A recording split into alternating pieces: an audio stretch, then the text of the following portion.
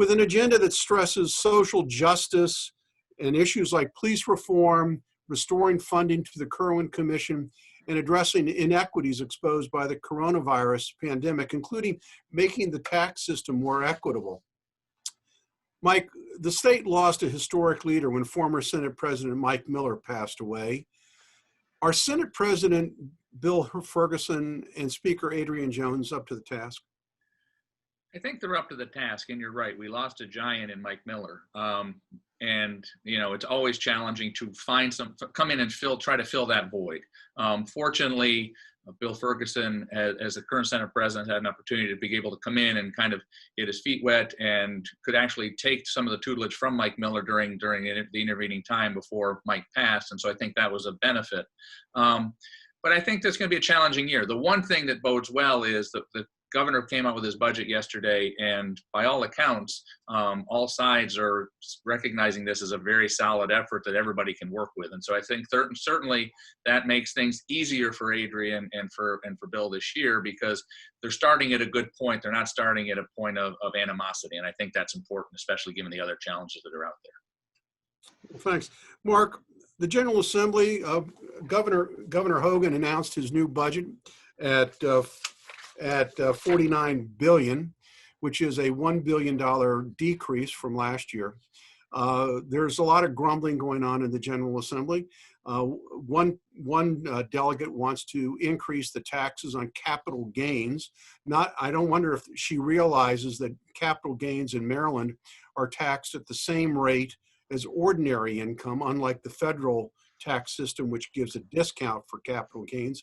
But isn't this just another disincentive for businesses in Maryland going forward? Well, several of these taxes are taxes that would put Maryland at a competitive disadvantage.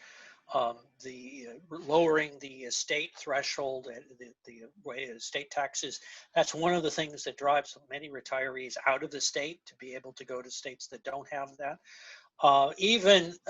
There was a proposal to do a 1% increase to 10% in the liquor tax. And we already talked about the hospitality industry, the way it's been hurt in the restaurant industry. It may be a small amount, but it's absolutely the wrong signal. But it's also the wrong signal when you realize how close so many other states are to Maryland, the border to Delaware, to Pennsylvania, to Virginia, to West Virginia, depending where you are. It's just the wrong message. So, Mike, there's one issue that I think concerns me. It was a headline in today's Washington Post.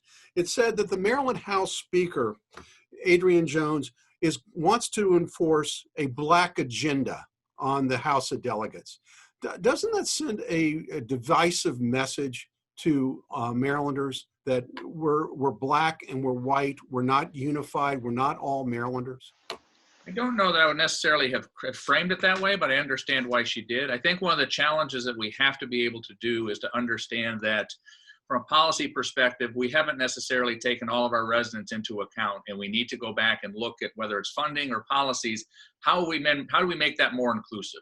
And whether that's that agenda or the other, I understand why she framed it the way she did, but I think it's really more important to look at how do we go back retrospectively and say, did we take all of our residents into account as we develop these policies? And if we didn't, how do we make sure we make modifications so that everybody can be successful?